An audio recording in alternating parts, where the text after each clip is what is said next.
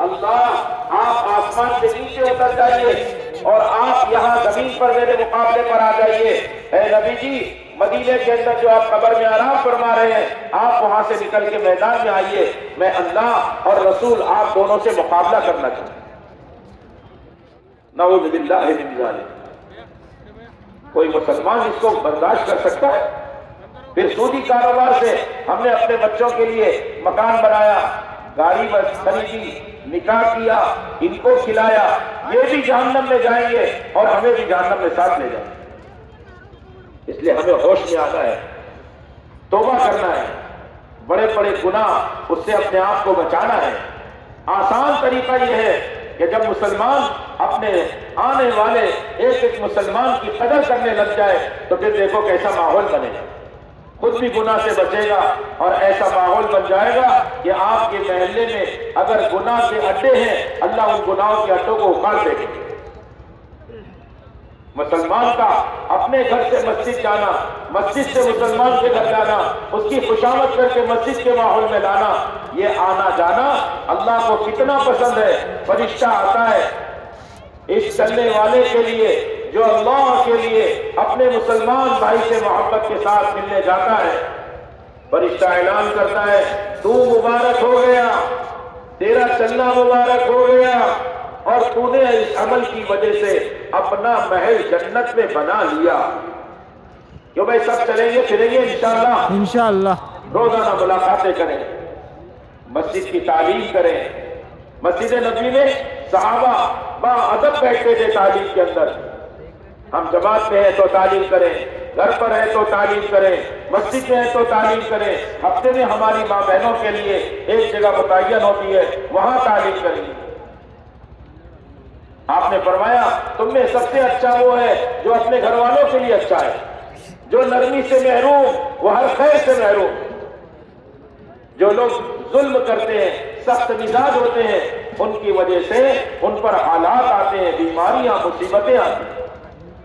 لوگ اپنے بچوں کو لوگوں سے بدگمان کر رہے ہیں، ان کو گنڈا بنا رہے ہیں، ان کو ظالم بنا رہے ہیں، ان کو حرام کھلا رہے ہیں۔ آپ اپنے بچوں کے لیے دشمنیاں متوجہ کر رہے ہیں، بیماریاں متوجہ کر رہے ہیں، آپ اپنے بچوں کے لیے مصیبتیں متوجہ کریں۔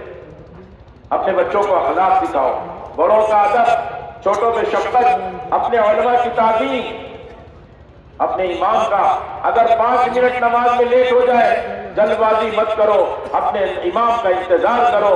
تم نماز کا انتظار کر رہے ہو، تمہیں نماز کا ثواب ملے گا۔ ایک اچھا پاکیزہ صاف ستھرا ماحول، ہماری ماں بہنوں میں حیا پردہ، اس کو معاشرہ کہتے ہیں۔ آج مسلمانوں کو معاشرے کی خبر نہیں۔ جب مسلمان اپنے اسلامی معاشرے پر جمع نہیں ہوتے، ایسے مسلمان اللہ کی نگاہ میں مردہ ہو جاتے ہیں۔ اس لیے اپنا پاکیزہ معاشرہ کسے کہتے ہیں؟ اسلامی معاشرہ کا مطلب ہے اس مسلمانوں کا رہن سہن، رکھ رکھاؤ، ان کا حلیہ۔ جیسے یہاں سارے دیندار سر پہ ٹوپی رکھے ہیں، چہروں پر داڑیاں ہیں، کرتا لباس پہن کر آئے ہیں۔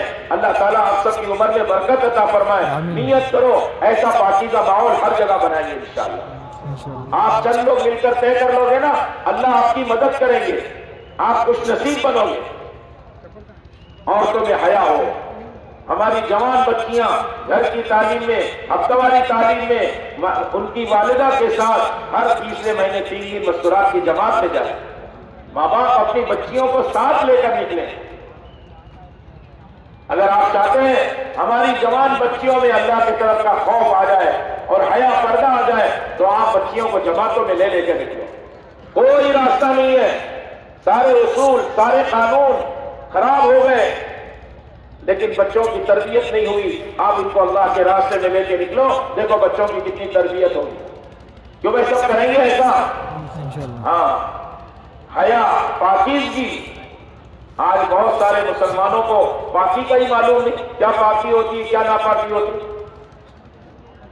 پاکی ناپاکی، الطہور شطر الایمان، پاکیزگی ایمان کا حصہ ہے۔ اس لیے اپنے یہاں پاکیزگی کا طریقہ سیکھے۔ باپ کے ذمے ہے جوان بیٹے کو اس کا ضروری دین سکھائے، ماں کے ذمے ہے اپنی جوان بیٹی کو اس کا ضروری دین سکھائے۔ ہر عورت پر مہینے میں کچھ ایام آتے ہیں جس میں وہ نماز نہیں پڑھتی ہے، ماں کو معلوم ہو تو بچی کو بتائے، ماں کو معلوم نہیں وہ اپنے شوہر سے پوچھے، اور شوہر کو معلوم نہیں وہ علماء کرام اور مفتیان کرام سے پوچھے۔ پاکیزہ مذہب تھا، مسجد نبی سے علم دیا جاتا تھا، تعلیم کے حلقے ہوتے تھے، ہر گھر میں تعلیم ہوتی تھی، بچہ بچہ دین سیکھتا تھا۔ چھوٹی چھوٹی عمر کے بچوں کو اللہ کے دین کی پوری معلومات ہوتی تھی اور وہ علم کو لے کر اللہ کے راستے میں نکلتے تھے۔ حضرت علی ابھی پڑھ رہے ہیں اور ان کو یمن بھیج دیا، حضرت معاذ ابھی پڑھ رہے ہیں ان کو بھیج دیا یمن۔ انہوں نے پوچھا حضرت علی رضی اللہ عنہ نے میں کیسے فیصلہ کروں گا؟ فرمایا قرآن اور حدیث سے فیصلہ کرنا۔ ساری دنیا کے اندر جو دین گیا مدینہ منورہ سے تو وہ صحابہ کی قربانیوں پر گئے، سچائی، امانت داری، دیانت داری، اخلاق، ہمدردی، انسانوں کی بھلائی کا جذبہ کہ سارے انسانوں کو دنیا میں بھی بھلا ہو اور ان کا آخرت میں بھی بھلا ہو، مرنے کے بعد کی زندگی میں بھی بھلا ہو۔ مسلمان کے دل میں کسی کو نقصان پہنچانے کا جذبہ نہیں ہوتا۔ اخلاق، ہمدردی، جب ہم نبیوں والے کام کو کریں گے اور نبیوں والے اخلاق کے ساتھ کریں گے تو میرے دوستوں مسجد کے قریب سے تیزی سے بھاگتا ہوا آدمی بھی رک جائے گا اس کے قدم، اور وہ مسجد کے اندر آئے گا، بھائی مسجد میں کیا اعمال ہو رہے ہیں، میرا دل کھینچا چلا ہے۔ یہ سنت کے اندر وہ جاذبیت اور وہ کشش ہے، یہ اعمال دعوت، اعمال نبوت ہے۔ یہ مشورہ کرنا، تعلیم کرنا، گشت کرنا، شب گزاری، ماہانہ جوڑ، آنے والی جماعتوں کی نصرت، یہ سارے اعمال اعمال نبوت ہے، نبیوں والے اعمال ہیں، اعمال ہدایت ہے۔ اس کی وجہ سے ہدایت آتی ہے۔ اللہ کے خزانے میں، دیکھو آخری بات دھیان سے سن لو، اللہ کے خزانے میں سب سے قیمتی دولت وہ ہدایت ہے۔ جس کو اللہ ہدایت دے دے اس کو کوئی گمراہ نہیں کر سکتا، اور جس کو اللہ گمراہ کر دے اس کو کوئی ہدایت نہیں دے سکتا۔ ہدایت ایک نور ہے جو دلوں میں اتارا جاتا ہے۔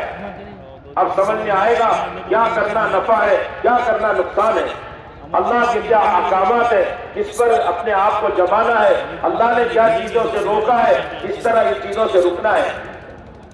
مسلمان سمجھ رہے ہیں شراب پینا حرام ہے، جوا کھیلنا حرام ہے، جی ارے بھائی کسی کو ذلیل کرنا، کسی کو حقیر سمجھنا یہ بھی تو حرام ہے، جی جھوٹ بولنا، دھوکہ دینا، ایک ایک چیز کو سوچو۔ مسلمان سخت زبان نہیں ہوتا۔ ہاں آپ نے فرمایا افشوا السلام، لین الکلام، اطعموا الطعام، سلام کو عام کرو، نرمی سے بات کرو، لوگوں کو کھانا کھلاؤ۔ تدخلوا الجنت بالسلام، سلامتی کے ساتھ جنت میں داخل ہو جاؤ۔